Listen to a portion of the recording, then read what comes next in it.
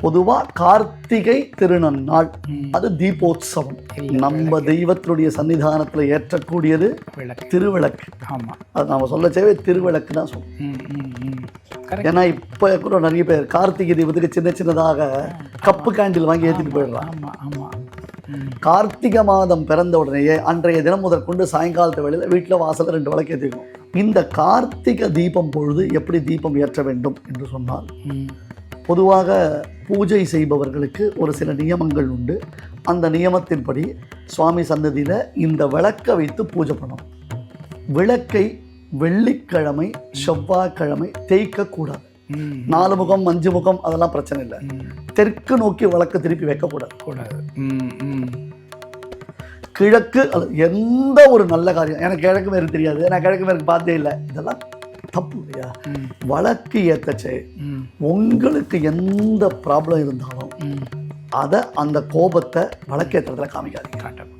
உங்களுக்கு தீபலட்சுமியை ஆவாகனம் பண்ணி தீபலட்சுமியை நீங்கள் பிரார்த்திச்சுட்டு நல்லதாக இதை ஏற்றணும்னு ஆசைப்படச்சே உங்கள் குடும்பம் செழிக்கணும் அப்படின்னு உண்மையிலே உங்களுக்கு என்ன புரிஞ்சுன்னா, உங்கள் காமக்ரோதங்களை பகவத் சன்னதியில் வெளிப்படுத்தாதீங்க. இறை வழிபாட்டின் போது வெளிப்படுத்தாதீங்க. சக்தி விகடன் நேயர்களுக்கு அன்பு வணக்கம். கார்த்திகை அப்படின்னா அந்த மாதத்தினுடைய அந்த பெயர்லேயே இருக்குது திருக்கார்த்திகை. அந்த திருக்கார்த்திகை உற்சவம் அதனுடைய சிறப்புகள் என்னென்ன, அந்த வைபவத்தை நம்ம எப்படி கடைப்பிடிக்கணும், எப்படி பக்தி பண்ணணும், இப்படி எல்லா விஷயங்களும் நம்ம சுவாமிகள்கிட்ட கேட்டு தெரிஞ்சுக்கலாம். சுவாமி நமஸ்காரம். நமஸ்காரம். ஜெயகருட சுப்பர்ணா. நமஸ்காரம் சுவாமி. திருக்கார்த்திகை வந்துடுது. கார்த்திகை மாதத்தினாலே திருக்கார்த்திகை டிஃபால்ட்டாக நமக்கு வந்துடும். இந்த திருக்கார்த்திகையினுடைய முக்கியத்துவம் என்ன? இந்த கார்த்திகை மாதம் நமக்கு எல்லாருக்குமே தெரியும். திருவண்ணாமலையில் தீபோத்சவம் எவ்வளோ பெரிய உற்சவம். ஆமாம், பிரம்மாண்டமான உற்சவம். அதெல்லாம் பாரதத்தினுடைய தான பெருமைக்கு சான்றாக விளங்கக்கூடிய உற்சவம் இல்லையா? அது அவ்வளோ உச்சி மலையில் ஒரு பிரம்மாண்டமான கொப்பரையில் பெரிய தீபத்தை ஏற்றி அது மாசக்கணக்காக அது எரிஞ்சுட்டு இருக்கும். எவ்வளோ பெரிய புயல் மழை வெயில் வந்தாலும் அது எரியறதுன்னு நம்ம சொல்கிறோம். அந்த மாதிரி அது சிவாலயங்கள்லையும் சரி விஷ்ணு ஆலயங்களிலும் சரி கார்த்திகை அதில் முன்ன பின்ன, அதாவது சைவாகமங்கள் படி சில வித்தியாசங்கள் உண்டு. வைஷ்ணவத்திலேயே பாஞ்சராத்திரம் வைகானசத்தினுடைய வித்தியாசங்கள் உண்டு. பொதுவாக கார்த்திகை திருநன்னாள் அது தீபோத்சவம். இது முக்கியம். ஒரு சின்ன விஷயம் சொல்கிறேன். சுவாமி மணவாள மாமணிகள் இந்த கதையை எடுக்கிறார். பகவானுடைய சன்னிதானத்தில் விளக்கேற்றினால் என்ன ஒரு பெருமை, அது முதல்ல தெரிஞ்சுப்போம். கேண்டில் ஏற்றினால் இல்லை, நம்ம தெய்வத்தினுடைய சன்னிதானத்தில் ஏற்றக்கூடியது திருவிளக்கு. ஆமாம், அது நம்ம சொல்ல சேவை திருவிளக்கு தான் சொல்கிறோம். ஏன்னா இப்போ கூட நிறைய பேர் கார்த்திகை தீபத்துக்கு சின்ன சின்னதாக கப்பு கேண்டில் வாங்கி ஏற்றிட்டு போயிடுறாங்க. ஆமாம் ஆமாம், கூடாது. நமக்கு அது பண்பாடு இல்லை. புரியுது. அந்த வழிபாட்டு முறை நம்மளது இல்லை. அதே மாதிரி சில இடங்களில் இந்த குத்து விளக்கு ஏற்ற நம்ம போன ஒரு 2-3 எபிசோடு கூட சொல்லியிருக்கேன். விளக்கு வச்சு ஏற்றுறாங்க, கேண்டில் வச்சு ஏற்றுறாங்க. புரியுது. அவசியம் இல்லை, அது நமக்கு தேவையில்லை. புரியுது. இப்போ இந்த வைகானசம் பாஞ்சராத்திரம் அது வழியாக இந்த கார்த்திகை நடக்கிறது இல்லையா? இப்போது சுவாமி மணவாள மாமணிகள் சொன்ன ஒரு கதையை பற்றி உங்களுக்கு சொல்லுங்க. என்னன்னா, ஒரு அதிரூபவதியான ஒரு ராஜகுமாரி, கல்வி கேள்விகளில் சிறந்தவள், அழகில் சிறந்தவள், எல்லா விதத்துலேயும் அவள் ரொம்ப சிறப்பாக இருக்கா. அப்போ அவளை கேட்குறா ஒருத்தர், எப்படிமா உனக்கு இது கிடச்சிது? நாங்களாம் என்ன கஜகரணம் போட்டாலும் குட்டிகரணம் போட்டாலும் எங்களுக்கு கிடைக்க மாட்டேங்குது, எப்படி உனக்கு இது வாய்ச்சது அப்படின்னு கேட்டவுடனே அவள் சொல்கிறா, நான் போன பிறவியில் ஒரு பெருமாள் கோவிலில் எலியாக இருந்தேன். வெறும் எலியாக இருந்தேன். கோவிலில் ராத்திரி வேளையில் தீபம் சுவாமி சன்னதியில் எரிஞ்சுட்டு இருக்கும் இல்லையா? அந்த தீபத்தினுடைய திரி கொஞ்சம் கொஞ்சமாக எரிஞ்சுட்டே வந்ததுனால அது அணையக்கூடிய சந்தர்ப்பத்தில் இருந்தது. சரியா? சரி. அப்போது ஒரு பூனை என்ன விரட்டின்னு வந்தது.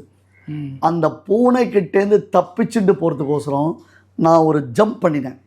ஒரு ஜம்ப் பண்ணி அந்த வழக்கில் ஒரு பிளேஸ் பண்ணி திருப்பி ஜம்ப் பண்ணி போனேன். அப்போ அந்த வழக்கிலிருந்து நான் தாவும் பொழுது என்னுடைய இந்த மூக்கு நுனி பட்டு இல்லை அந்த விரல் பட்டோ அந்த திரி அணையக்கூடிய சந்தர்ப்பத்தில் இருந்த திரி நொந்தப்பட்டது. Okay okay. அது இன்னும் பிரகாசமா விளக்கு எரிய ஆரம்பிச்சது. நான் இங்கே ஓடி போயிட்டேன். ஆனால் சுவாமி சன்னதியில அணையும் சமயத்தில் இருந்த ஒரு தீபத்தை மறுபடியும் எரிய வைத்த புண்ணியத்தின் பயன் இப்போ இங்க இவ்வளவு பெரிய கல்விகளிலும் கேள்விகளிலும் அழகிலும் சிறந்தவளான ஒரு ராஜகுமாரியா நான் பிறந்திருக்கேன். ஒரு எலி தெரியாத்தனமா ஜம்ப் பண்ணச்சு அணையிற சமயத்துல இருந்த அந்த ஒரு விளக்கு அது ஏற்றப்பட்டு அதுக்கு இவ்வளவு பலன் கிடைச்சதுன்னா சுவாமி சன்னதியில நாம சரியான தீபம் ஏற்றினோம்னா எப்படி இருக்கும்? நிச்சயமா நிச்சயமா. நம்ம எஸ்விபிசி சேனல்ல பார்க்கலாம். திருப்பதி போனோம் சொல்லுவோம், டெய்லி பெருமாளுக்கு சகஸ்ர தீப அலங்கார சேவை இல்லையா? குருவாயூர் முதலான கோவில்களில் சகஸ்ர தீப அலங்கார சேவை. நம்ம திருச்சேரை பற்றி நம்ம பேசியிருக்கோம். நான் காவேரி பற்றி பேசுகிறோம். அந்த திருச்சேரை திவ்யதேசத்தில் தூமணி வாடத்து சுற்று விளக்கிற பாசுரத்தனைக்கு பார்த்தோன்னா கோவில் பிரகாரம் முழுக்க தீபம் ஏற்றி வச்சிருப்பான். இப்போ சமீபத்தில் கூட அயோத்தியில 16 லட்சம் தீபாவளி அன்னைக்கு தீபாவளி அன்னைக்கு எப்படித்தான் ஜில்லு ஜில்லுன்னு ஜகஜோதியா தீபம் ஏற்றி வச்சிருந்தான். இப்போதான் சார் இந்த லைட்டிங்ஸு லேசர் ஜிலு ஜிலு மினு மினுலாம் அந்த காலத்தில் எல்லாத்துக்கும் விளக்கு தானே ஏற்றி வச்சிருந்தா. தீவட்டி ஏற்றி வச்சிருந்தா, விளக்கு ஏற்றி வச்சிருந்தான். அந்த விளக்குக்காகவே ஒரு சந்தர்ப்பம், ஒரு நாள், ஒரு திருநன்னாள். ஆக்சுவலி தீப ஆவலினா தீபங்களுடைய வரிசைன்னு பேரு. ஆனா நம்ம விளக்கேற்றுறது கார்த்திகை ஏற்றுறோம். Correct correct. கார்த்திகை தீபம் அப்படின்வா. கார்த்திகை மாசம் பிறந்த உடனேயே அது ஞாபகம் வச்சுக்கணும். நம்ம நேயர்கள் தான் ஞாபகம் வச்சுக்கணும். கார்த்திகை மாதம் பிறந்த உடனேயே அன்றைய தினம் முதற்கொண்டு சாயங்காலத்து வேளையில வீட்டுல வாசல்ல 2 விளக்கு ஏற்றிக்கணும். எப்பொழுதுமே ஏற்றி வச்சிருந்தது தான். பழைய வீடுகள்லாம் பார்த்தீங்கன்னா இந்த கூச்சிப்பேரைன்னு சொல்லுவா. மாடம் இருக்கும், விளக்கு மாடம். அதில் வச்சிருப்பா. அதில் கூச்சிப்பேரை அப்படின்னு பேர் இருக்கு, விளக்கு மாடம்னு பேர் இருக்கு. அதையே நம்ம பேச மாட்டோம். அது சரி. இப்போ நம்ம நேயர்கள் ஆசைப்படுறா, அவள் ப்ராக்டிஸ் பண்ணுறா. நான் எதுக்கு சொல்கிறேன்னா, நம்ம சக்தி விட நேயர்கள் நான் பார்க்குறதுல நிறைய பேர் நீங்கள் சொல்கிறதெல்லாம் நாங்கள் ஃபாலோ பண்ணுறோன்றோம். அது ரொம்ப சந்தோஷமாக, நல்ல விஷயம். அது ரொம்ப நல்ல விஷயம் இல்லையா? அதுக்காக சொல்ல வரேன். இப்போது அந்த விளக்கு கார்த்திகை நன்னாளில் ஏற்றணும். இப்போ வைஷ்ணவ பிரகாரம் பார்த்தோம்னா வைகானசம் என்பது கோவில்களில் ஏற்றப்படக்கூடிய விளக்கு. ஓகே. பாஞ்சராத்திர பிரகாரம் தான் வீடுகளில் அந்த தீபத் திருநாள் கொண்டாடப்படும். கார்த்திகை அப்படின்னு பாஞ்சராத்திர தீபம்னு சொல்லுவான். அன்னைக்கு தான் சுவாமிக்கு தைல காப்பு ஆரம்பிக்கும் கோவில்களில்.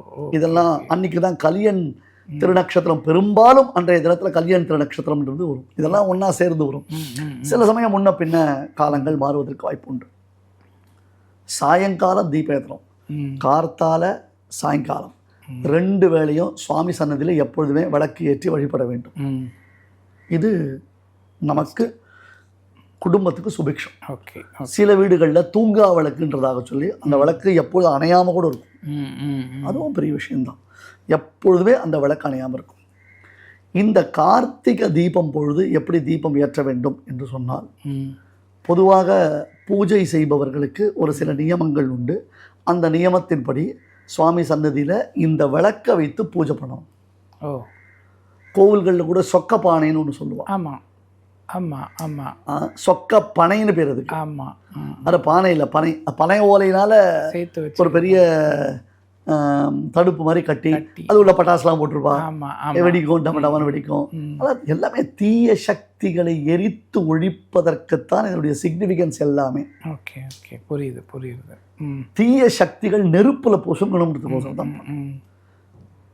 கோவில்களில் என்ன பண்ணுவா, வீடுகளில் என்ன பண்ணுவா அப்படின்னு கேட்டால், விஷ்ணு ஆலயங்களில் கோவிலில் அன்னைக்கு தீபங்களை வரிசையாக வச்சு அதற்கு ஆவாகனங்கள் பண்ணி பூஜைகள் பண்ணி நைவேத்தியங்கள் பண்ணி சுவாமியினுடைய மூலஸ்தானம், அதுக்கப்புறம் சுற்றுக்கோவில்கள்னு சொல்லுவா ஒவ்வொரு சன்னதிகள், அப்புறம் கோபுரத்துக்கு மேலே மதில் சுவலுக்கு மேலே அந்த மாதிரி ஒவ்வொரு இடத்துல தீபத்தை ஏற்றி வழிபடுவதுன்றது ஒரு வழக்கம். இது கோவிலில். அப்புறம் கடைசியில் சொக்கப்பானையில் வந்து அந்த வைப்பான். ஓகே ஓகே, புரியுது. இது ஒரு வழக்கம். நம்ம வீடுகளில் சாயங்காலத்து வேளையில் முதல்ல சுவாமி சன்னதியில் விளக்கு ஏற்றணும். விளக்கை வெள்ளிக்கிழமை செவ்வாய்க்கிழமை தேய்க்கக்கூடாது. புரியுது. அதே சமயத்தில் விளக்குகள் அழுக்காக இருக்கக்கூடாது. மண் அகல்ல ஏற்றலாம், பித்தளை அகல்களில் ஏற்றலாம். மறுபடியும் சொல்கிறேன், ஒரு பொழுதும் கேண்டில் யூஸ் பண்ண வேண்டாம். நமக்கு அது இல்லை, வேறு பர்பஸ். கரண்ட் போச்சுன்னா கேண்டில் ஏற்றி வச்சுக்கோங்க, நான் வேணாம் சொல்லுவேன். இல்லை, கரெக்ட். அது என்னுடைய பர்பஸ் அதுதான். அதனால் அதை ஏற்றி வச்சுக்கோங்க. அந்த அகல்ல எண்ணெய் கொத்தி, இப்போ எண்ணெயில் பலவிதமான பிராண்டெல்லாம் வருது, எனக்கு அதை பற்றிலாம் தெரியாது. நல்ல எண்ணெய் உண்டு. இப்போ இது நல்ல எண்ணெய் தான், விளக்கேற்றுற எண்ணெய் தான் சொல்லி தான் விற்கிறா. நிறைய பேர் அதை வாங்கி ஏற்றின்னு இருக்கா. அது இருக்கணும். பஞ்சு திரி இல்லை நூல் திரி போடணும், அதை போடணும். சுவாமி சன்னதியில் ஏற்றணும். ஒரு மனையோ ஒரு பலகையோ இல்லை கீழையோ ஒரு கோலம் போட்டு மற்ற அகல்களை அதில் வைக்கணும். ஓகே, சரியா? மனசில் தீபலக்ஷ்மியை தியானம் பண்ணிட்டு அதில் ஒரு பூவை போடுங்க. ஒரு தட்டில் வெத்தலை பாக்கு வச்சுக்கோங்க. இந்த முதல்ல முக்கியமான விளக்குகளை ஏற்றிட்டு முடிஞ்சால் இந்த விளக்குகளை இங்கேயே ஏற்றி எடுத்துன்னு போங்க. ஏன்னா அதுதான் நல்லது. அது கிழக்கை பார்த்தும் வடக்கை பார்த்தும் தான் திரி நுனி இருக்கணும். 5 முகம்னா அது பிரச்சனை இல்லை, 4 முகம் 5 முகம் அதெல்லாம் பிரச்சனை இல்லை. தெற்கு நோக்கி விளக்கு திருப்பி வைக்கக்கூடாது. கிழக்கு அல்லது எந்த ஒரு நல்ல காரியம், எனக்கு கிழக்கு மேற்கு தெரியாது, நான் கிழக்கு மேற்கு பார்த்தே இல்லை, இதெல்லாம் தப்பு. அன்றைக்கே சொல்லிருக்காங்க, வஸ்திரம் நம்ம உடுத்திக்கணும்னா கூட தீபாவளி அன்றைக்கி சொன்னாங்க, கிழக்கு வடக்க பார்த்து தான் உடுத்திக்கணும் எப்போவுமே. தினப்படியே ஒரு சொல்கிறேன், எந்த ஒரு காரியத்துக்கும் சொல்கிறேன். அதனால் அப்படி வச்சு தீபலக்ஷ்மியை தியானம் பண்ணி அதுக்கு ஒரு பூஜையை பண்ணிவிட்டு பூஜை ஒரு மகாலட்சுமி அர்ச்சனையோ ஏதோ ஒன்று பண்ணுங்க. ஒரு வெத்தலை பாக்கு வச்சு அதுக்கு நைவேத்தியம் பண்ணுங்க. சுவாமிக்கெல்லாம் நைவேத்தியம் பண்ணிவிட்டு இதுக்கு நைவேத்தியம் பண்ணி ஒவ்வொரு வழக்காக கொண்டு போய் வைங்கோ. அவங்களுக்கு வீட்டில் எண்ணெய் சிந்திரணுன்னா அதுக்கு ஒரு சப்போர்ட் வைங்கோ, அதெல்லாம் வேறு. சரி, எங்கள் அம்மாலாம் என்ன பண்ணுவாங்க, ஒன்றுக்கு ஒரு சாணியில் வச்சுருப்பாங்க. புரியுது. எண்ணெய்லாம் கீழே சிந்தாது, வழியே வழியாது. சாணி ஹைஜீன். அழகாக பிடிச்சி அது மேலே வச்சுருப்பாங்க. அது க்ளீனாக இருக்கும். அது அப்புறம் அதை எடுத்துட்டா ஒன்றும் கிடையாது. அழகாக இருக்கும். வீடு ஃபுல்லாக கோலம் போட்டிருப்பாங்க, நல்லா வாசம் தெரிச்சு கோலம் போட்டிருப்பாங்க. அந்த கோலத்துலலாம் வழக்கெல்லாம் வைப்பாங்க. சரியா? வழக்கு ஏற்றச்சே உங்களுக்கு எந்த ப்ராப்ளம் இருந்தாலும் அதை அந்த கோபத்தை வழக்கேற்றத்துல காட்டக்கூடாது. ஓகே. மனமுருகி பகவான் இடத்துல வேண்டிக்கோங்க, நான் எப்படி இருக்கேன்னு. பட் வேற ஏதோ ஒரு கோபத்தாபத்தில் இருந்த அந்த மூடை என்ன ஆகும்னா அந்த என்டையர் ஒரு இயருக்கு அது வைப்ரேஷன் ஒரு மாதிரி ஸ்பாயில் பண்ணிடும். புரியுது. அது நான் எல்லாருக்கும் சொல்கிறேன். புரியுது. இதெல்லாம் நான் சொல்லும்பொழுது சில பேர் என்ன இப்படியா அப்படியான்லாம் கேள்வி கேட்பா.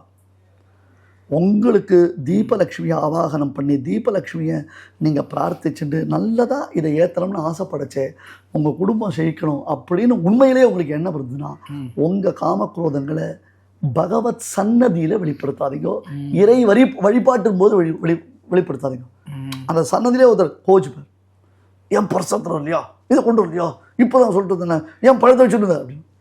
மேபி மறந்து போயிருக்கலாம், அப்ரப்டாக கூட பண்ணியிருக்கலாம். அந்த கோபத்தை அப்போ அங்கே காட்டக்கூடாது. புரியுது. ஏற்றி வைக்கணும். முதல் நாள் பரணி தீபமும் ஏற்றுறது உண்டு, மறுநாள் ஏற்றுறது உண்டு. அவல் உருண்டை, நெல் பொரி உருண்டை பாருங்க, இதெல்லாம் ஹோம்மேடு. இதை கடையில் வாங்கிட்டு வந்து நான் பிடிச்சி வச்சேன்னா எனக்கு தெரியாது. வேர்க்கடலை உருண்டை, மனோகரம்னு சொல்லுவா அந்த உருண்டை, இதெல்லாம் கார்த்திகை தீபத்தில் சுவாமிக்கு நாம் சமர்ப்பிக்க வேண்டிய சிறந்த ஸ்வீட்ஸ். சூப்பர். அவல் நெல்புரி அவல் கடையில் வாங்கினா பரவாயில்லையா? எனக்கு அந்த கேள்வியெல்லாம் கேட்காதீங்க ப்ளீஸ்.